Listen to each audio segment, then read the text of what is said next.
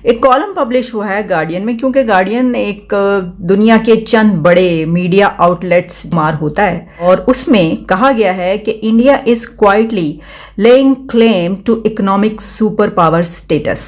तो अब बाहर जब बिलावल साहब ने, हमारे वज़ीर ख़ारजा ने ये बात बर्लिन में की, ठीक है, वो मैं समझ सकता हूँ कि मगरबी ऑडियंस है, लेकिन बात अगर आप उस पे राय में रहकर करते जो हमारी रेजोल्यूशंस हैं UNGA की, जो इमरान खान अब समझ जाओ तुम्हारा वक्त आता जा रहा है। अभी तुम्हारी बहुत सी बातों पे मैंने पर्दा रखा हुआ है और मैं चुप हूं। मैं तुम्हारे घर की बातों पे नहीं आया।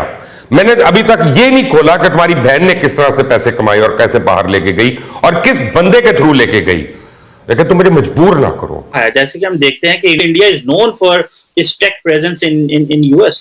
मेरे पास इंफ्रास्ट्रक्चर ही नहीं है।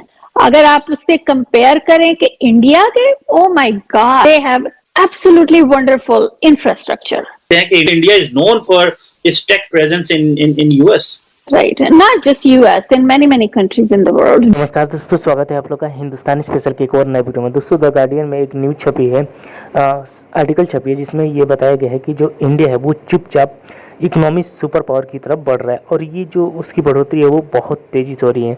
दोस्तों आपको पता होगा कि पूरी दुनिया ये बात कह चुकी है कि जो भारत है उसकी इकोनॉमी जो है वो पूरी दुनिया से ज़्यादा परसेंट पे बढ़ रही है। और दोस्तों इसीलिए IMF के द्वारा भी जो रिपोर्ट आई थी उसमें भी ये बताया गया था कि जो प्रगति है इकोनॉमी की वो इंडिया की सबसे ज़्यादा होने वाली है। और दोस्तों इसीलिए पूरी दुनिया जो है वो अब देख के बहुत चक्कर आ गई है, और ख़ास करके चीन और पाकिस्तान बहुत ज़्यादा परेशान है, क्योंकि चीन को तो खास करके पता है कि अगर एक जो इंडिया है वो इसी तरीके से तेज़ी से आगे की ओर बढ़ता रहा और इकोनॉमिक सुपर पावर बन गया तो ये चीन को बहुत ज़्यादा टक्कर दे सकता है। अभी भी हम चीन को टक्कर दे रहे हैं।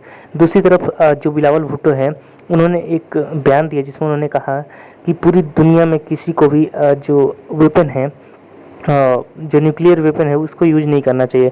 और दूसरी तरफ उन्होंने ये बोल दिया कि भारत से बातचीत तभी होगी जब कश्मीर का मामला जो है वो हल होगा। यानी कि बिलावल जो है वो एक बार फिर से पूरी दुनिया में जाकर कश्मीर का रोना रो रहे हैं, और इसकी वजह से जो एंकर ने उनसे सवाल पूछा तो उनकी बेइज्जती हो गई। यानी कि पाकिस्तान की एक बार फिर से बिलावल भुट्टो ने बेइज्जती करवाई है। तो चलिए वीडियो में आगे चलते हैं, देखते हैं कि इस पर पाकिस्तानी मीडिया का और क्या रिएक्शन है। पूरी सूरत हाल है। इस सूरत हाल में उधर आजरबाईजान, आर्मीनिया, उधर आपके ये खुदा ना खास्ता ये यमन और सऊदी अरेबिया और यहाँ पे UAE के मामला खराब होते हैं। अफगानिस्तान डिस्टेबलाइज है। तो यहाँ पर ये पाकिस्तान में ये मैन मेड क्राइसिस को रिजॉल्व करें खुदारा। यहाँ पे अगर सड़कों पे फैसले होने लग गए और उसमें पुलिस वाले भी हमारे हैं, अवाम भी हमारी हैं, ये काबरीन हमारे, ये कोई इसको कोई बैठ के संभाले इस सूरत हाल को, ये हाथ से निकल। देखिए इमरान खान साहब ने तारीख अनाउंस आज कर दी होती है, अगर ये 9 तारीख को 12 सर, बिल्कुल ये बड़ा खून खराब हो जाएगा। अगर हमारा डिटरेंस फेल होता है उसकी, और भारत जो अपना उसका कोल्ड स्टार्ट डॉक्ट्रिन है, या 2017 के बाद जो उन्होंने जॉइंट आर्म फोर्सेस डॉक्ट्रिन एक बनाया है, जिसमें यही है कि प्रिवेंटिव और प्रिवेंटिव स्ट्राइक्स हों, क्विक एक्शन हो पाकिस्तान के खिलाफ, तो क्या हम फिर न्यूक्लियर वेपन्स इस्तेमाल नहीं करेंगे? टेक्टिकल न्यूक्लियर वेपन्स तो हम इस्तेमाल करेंगे, लेकिन हम ये कहते नहीं हैं, कहना नहीं चाहिए, लेकिन इसको हमने एम्बिगुअस ही रखा हुआ है। तो अब बाहर जब बिलावल साहब ने, हमारे वज़ीर ख़ारजा ने ये बात बर्लिन में की, ठीक है, वो मैं समझ सकता हूँ कि मगरबी ऑडियंस है, लेकिन बात अगर आप उस पे राय में रहकर करते जो हमारी रेजोल्यूशंस हैं UNGA की, जो रेजोल्यूशंस हैं नेगेटिव सिक्योरिटी एश्योरेंसेस की, तो बात बहुत ठीक मुनासिब होती। लेकिन चूँकि मेरा नहीं ख्याल कि बिलावल साहब को शायद नेगेटिव सिक्योरिटी एश्योरेंसेस का इल्म भी था कि ये रेजोल्यूशन हमारे यहाँ हर साल UNGA में पाकिस्तान स्पॉन्सर रेजोल्यूशन ये पास होती है, तो इसलिए ज़रूरी था कि उनको पहले से ब्रीफ कर दिया जाता। शायद वो इस क्वेश्चन को एंटिसिपेट नहीं कर पाए, या हमारे लोगों ने सही उनको ब्रीफ नहीं किया। तो ये मेरे ख्याल में, मेरी असेसमेंट, मेरी राय में ये जवाब जो था ये मुनासिब नहीं था। और ये मुझे डराने की कोशिश कर रहे हैं, जिसने दर्जनों जंगें लड़ी हैं, अपना करियर एक बारी नहीं, 2 बारी नहीं, पता नहीं कितनी बारी दाव पे लगाया, चाहे वो कोई मीडिया टाइकून हो, बिजनेसमैन हो, सियासी टाइकून हो, कब्जा माफिया हो, हुकूमत वक्त हो। मैं अल्हम्दुलिल्लाह पीछे नहीं हटा, ना अब हटूंगा। ये बट्टा मारेंगे, मैं पत्थर मारूंगा, ये गाली देंगे, मैं इनको इतनी शिद्दत से इनकी औकात दिखाऊंगा, इतनी शिद्दत से इनको जवाब दूंगा कि पत्थर कहीं से भी आए, जवाब इमरान खान मैं तुमको ही दूंगा। क्योंकि मुझे पता चल गया है कि इन भौंकने वाले कुत्तों पे, या इनकी कुत्तों की रस्सी जो है वो किसके हाथ में, कौन इनको ब्रीफिंग देता है, कौन इनके मुंह में एक एक करके लफ्ज डालता है। इसलिए इमरान खान अब समझ जाओ, तुम्हारा वक्त आता जा रहा है। अभी तुम्हारी बहुत सी बातों पे मैंने पर्दा रखा हुआ है और मैं चुप हूं। मैं तुम्हारे घर की बातों पे नहीं आया। मैंने अभी तक ये नहीं खोला कि तुम्हारी बहन ने किस तरह से पैसे कमाए और कैसे बाहर लेके गई और किस बंदे के थ्रू लेके गई। लेकिन तुम मुझे मजबूर ना करो। मुझे कहते हो कि मैं करप्ट सियासतदानों की करप्शन पे पर्दा डाल रहा हूं। मेरे 6000 से ज्यादा प्रोग्राम में पता नहीं 3000 जो है वो मियां नवाज शरीफ की खानदान की करप्शन पे हैं, उनकी पार्टी की करप्शन पे। तुम मुझे बताओगे कि मैंने क्या करना है? मैं दूसरों की तरह तुम्हारा कोई जर खरीद गुलाम हूं? मैं तुम्हारा को टाउट हूं जो सिर्फ व्यूअरशिप के लिए, जो सिर्फ अपना पैसों के लिए अपने जमीर को सुला दे? मैं उस तरह का सहाफी नहीं हूं। मुझे धमकाओगे जिसने अपने असूलों पर अपनी सारी व्यूअरशिप कुर्बान कर दी? तुम्हारा ख्याल है कि मुझे नहीं पता था कि क्या मैं ऐसी कुर्बानी दे रहा हूं? तुम्हें सपोर्ट किया और उस वक्त किया जब तुम एक टांगा पार्टी थे। तुम्हारी अपनी पार्टी वाले हंसते थे, तुम्हारे सामने भी और तुम्हारे पीछे भी। अक्टूबर 2011 के जलसे से पहले अगर कोई भी मेन स्ट्रीम एंकर एक भी तुम्हें सपोर्ट कर रहा था तो वो मैं था, और मैं तुम्हें नहीं, पाकिस्तान के ख्वाबों को सपोर्ट कर रहा था।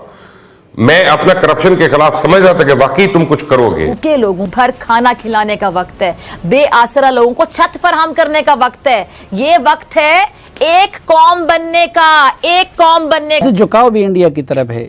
इंडिया की इकॉनमी ऐसे जा रही है, हमारी इकॉनमी का रुख आप लोगों ने यूं कर दिया है, फिर भी हम ना घबराएं। देखिए, ये तो आपने अपने उन दोस्तों से पूछना है ना कि जो उस इकॉनमी को उस तरह करप्शन के समंदर में गोते लगाने के लिए छोड़ गए। हमें तो तारीखी जो विरसे में मिले, वो तजारती खसारा, वो माली खसारा, वो आपका जो है वो इंपोर्ट एक्सपोर्ट गैप के बाद ओवरऑल डेट। तो चाइना का नाम लिया जाता है कि चाइना बहुत तेज़ी से आगे बढ़े, और ये बात ठीक भी है। चाइना, ऐसा नहीं है कि हम ये कहें कि चाइना का नंबर, चाइना नहीं रहा अब इस लिस्ट में, आगे जो बढ़ने वाले कंट्रीज उसमें चाइना शामिल है। लेकिन चाइना के जो आगे बढ़ने की और इकोनॉमी की उसकी जो बूस्ट उसको मिल रहा था, और जिस तरीके से आप जानते हैं कि दुनिया में अगर प्रोडक्ट्स जो होती हैं उसका सबसे बड़ा जो सप्लायर है वो चाइना ही कहा जाता है। उसमें उसने जो तरक्की कर ली, ये अलग बात है कि चाइना की जो चीज़ होती है वो ड्यूरेबल नहीं होती। तो अब इंडिया के हवाले से जो नाम लिए जा रहे हैं उसमें एक नाम अडानी का लिया जा रहा है। अब तो हम तो उसकी रिवाइवल, रिस्ट्रक्चराइजेशन और तमाम वो बैंक दिवालिया हुई इकोनॉमी को अपने पाँव पे खड़ा करके सस्टेन कर रहे हैं। खराब हुकूमतों में 5% से ज़्यादा था जीडीपी ग्रोथ, आपके दौर में 3%। ये आप अभी हमें अगर वो ग्रोथ रेट बेंचमार्क बनाना है किसी भी मुल्क की इकोनॉमी को देखने का, उसके अंदर जो है वो करंट अकाउंट खसारा उसका बेंचमार्क नहीं है, तो आप आज इंपोर्ट अलाउ कर दें। हमने इसके ऊपर तज्जिया किया, लेकिन ये तो हो सकता है कि किसी का अपना अगर कोई पर्सनल एनालिसिस है तो उसके ऊपर कोई दूसरा एक कहे कि ये तो आपका अपना पर्सनल ओपिनियन है, इस पर तनकीद की जा सकती है, इससे इनकार किया जा सकता है, इसको डिनाई किया जा सकता है। तो दोस्तों, जैसे कि आपने इस वीडियो में देखा कि जो पाकिस्तानी मीडिया है वो दोनों टॉपिक पर बात हो रही थी, और खास करके बात इस चीज़ों पर भी हो रही है क्योंकि जो इमरान खान अब पाकिस्तान में कर रहा है।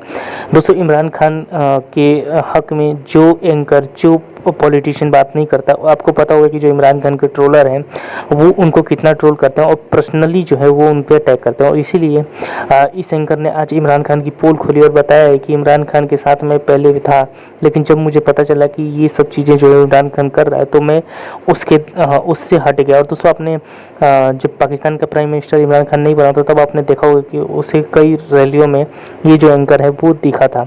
लेकिन दोस्तों, इमरान खान जो है वो जिस प्रकार से मजहबी खेल खेल रहा है और पाकिस्तान को बर्बाद करने में लगा है। दोस्तों, आज जहाँ पे पाकिस्तान पहुँचा है उसमें 70 से 80% जो भूमिका है वो इमरान खान की, क्योंकि इमरान खान ने सिर्फ और सिर्फ अपनी कुर्सी के लिए उसने ये नहीं देखा कि पाकिस्तान के हालात क्या होंगे, लेकिन सिर्फ और सिर्फ उसको कुर्सी चाहिए। और इसीलिए वो लगातार जो है वो अपने लोगों को ये भी बोल रहा है कि अब जो जेल भरो आंदोलन है वो हम करेंगे, यानी कि जो हमारे लोग हैं उनको जेल में जाएंगे।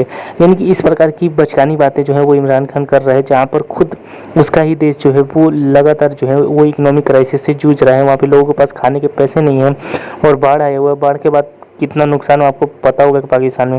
दोस्तों, आपको वीडियो कैसी लगी आप हमें कमेंट करके जरूर बताइएगा, और अगर आपको ये वीडियो पसंद आए तो वीडियो को लाइक और हमारे चैनल हिंदुस्तानी स्पेशल को भी सब्सक्राइब कर लें, क्योंकि आपके लिए ऐसी इंटरेस्टिंग वीडियो लाते रहते हैं। तो मिलेंगे इस वीडियो के साथ, तब तक के लिए देखते रहिए हिंदुस्तानी स्पेशल।